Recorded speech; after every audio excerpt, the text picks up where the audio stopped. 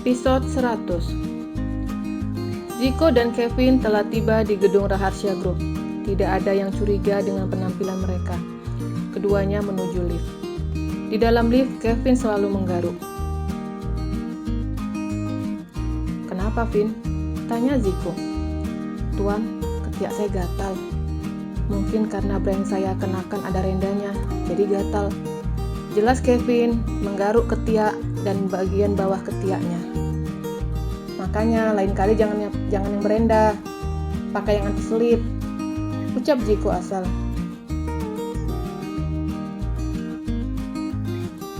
Keduanya keluar dari lift dan langsung menuju ruangannya masing-masing. Di dalam ruangannya, Ziko langsung membuka jasnya. Dia merasa sumpek sesak dengan bra istrinya.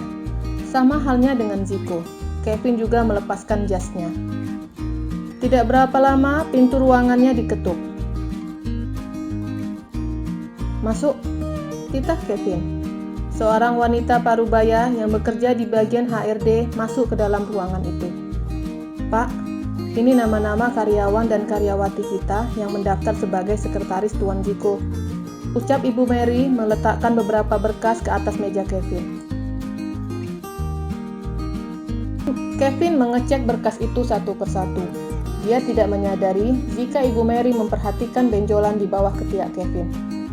"Siapkan tes untuk semuanya," titah Kevin.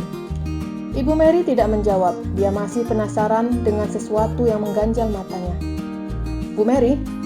ucap Kevin dengan suara yang cukup nyaring. Iya Pak," sahut Bu Mary gugup. "Ibu melamun?" tanya Kevin. "Enggak Pak." Wanita parubaya itu langsung beranjak dari kursi. Sebelum keluar, dia memberanikan diri untuk bertanya. "Pak?" ucap Ibu Mary pelan. "Iya," sahut Kevin tetap fokus menatap laptopnya. "Apa Bapak sehat?" tanya wanita parubaya itu lagi. "Sehat? Memangnya kenapa?" tanya Kevin balik. "Itu Pak, saya lihat ada benjolan cukup besar dari ketiak ke bagian bawahnya." Ucapan Ibu Mary sontak membuat Kevin langsung menurunkan tangannya. "Saya sehat, Ibu silahkan keluar," titah Kevin lagi. "Bapak bukan kena kanker kan?" tanya Ibu Mary pelan. "Apa? Kanker?" Kevin langsung berdiri dan menurunkan tangannya. Di ruangan Presiden Direktur, Ziko sedang menerima tamu. Mereka membicarakan tentang proyek baru. Tidak ada yang curiga dengan penampilan Ziko. Tapi pada saat Ziko duduk, dari celah kancing kemejanya terlihat bra yang dikenakannya. Salah satu tamunya terus memperhatikannya. Menurutnya, singlet yang dikenakan pemilik perusahaan seperti bra. "Sepertinya proyek bisa dimulai bulan depan," ucap Ziko menutup berkas yang ada di hadapannya. "Baik Pak," jawab salah seorang yang bertindak sebagai kontraktor.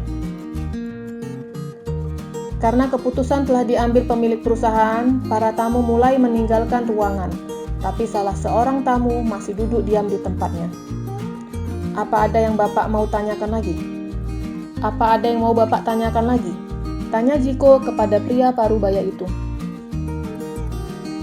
"Tidak Pak, saya hanya mau tanya apa yang Bapak kenakan," tanya pria parubaya itu. "Maksud Bapak?" tanya Ziko bingung. Pria parubaya itu berdiri menunjuk ke arah kemeja Ziko. Wajah Ziko langsung berubah malu. "Sebaiknya Bapak keluar," ucap Ziko mendorong tubuh pria itu agar segera pergi. "Tunggu Pak, saya hanya mau tanya."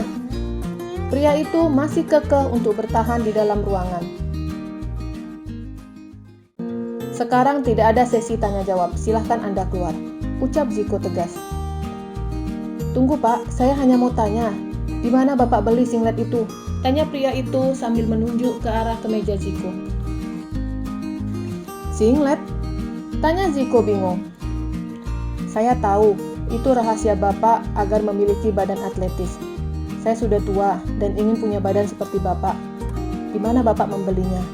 tanya pria itu lagi. "Ini bukan singlet, tapi kemben.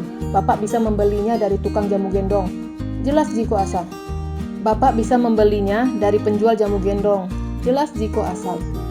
Pria tua itu menganggukkan kepalanya mengerti. Apa manfaat kemben itu? Tanya pria parubaya itu lagi. Untuk membuat perut bapak rata atau six pack, ucap Ziko asal. Pria parubaya itu langsung menyalami Ziko. Dia merasa senang karena mendapatkan bocoran tentang rahasia badan pemilik perusahaan yang sangat atletis. Setelah pria parubaya itu pergi, dia langsung menjatuhkan badannya ke sofa sambil menghubungi asistennya. Tidak berapa lama, Kevin masuk ke dalam ruangan. Apa ada masalah dengan bra kamu? Tanya Ziko. Tidak ada, semua aman terkendali. Sahut Kevin bohong melihat wajah bosnya yang suntuk. Kenapa tuan? Apa dalaman istri Anda mengkerut? Tanya Kevin. Bukan mengkerut, tapi dalaman tadi mengintip. Tapi untungnya aku bisa mengatasinya. Ucap Ziko bangga akan kehebatan dirinya. Memangnya apa yang baru tuan atasi? Tanya Kevin. Ziko menceritakan tentang seorang kontraktor yang melihat dalaman yang dikenakannya. Wow, terus bagaimana tuan mengatasinya? Tanya Kevin penasaran. Aku bilang kalau ini bukan singlet tapi kemben. Dan dia percaya kalau kemben dapat membuat perut six pack. Ucap Ziko tersenyum. Kalau saya malah dibilang ada benjolan, gerutu Kevin. Tadi kamu bilang aman, ucap Ziko sewot.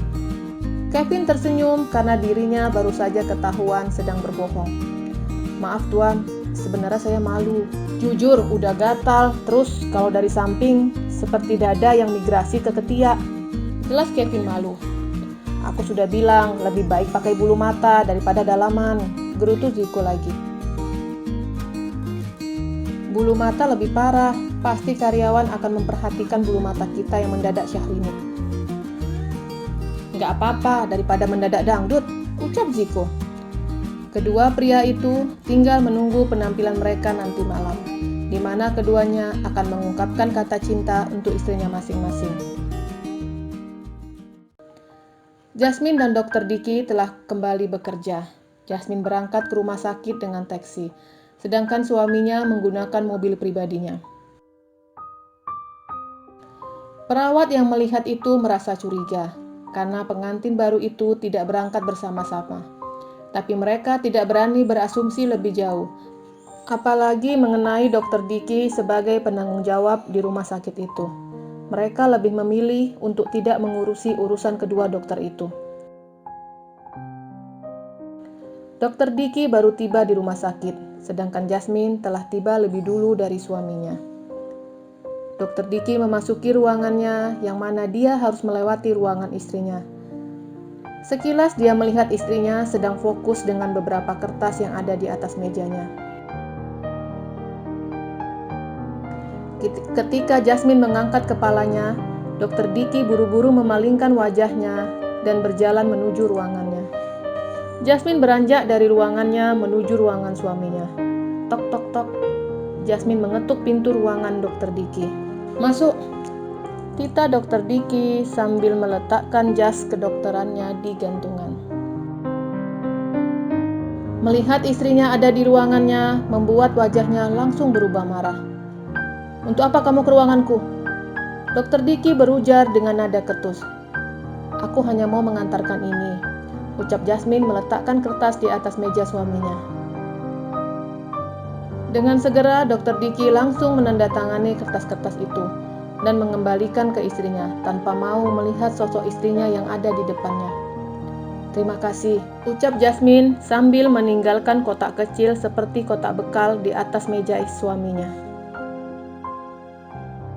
Apa itu? Tanya Dr. Diki.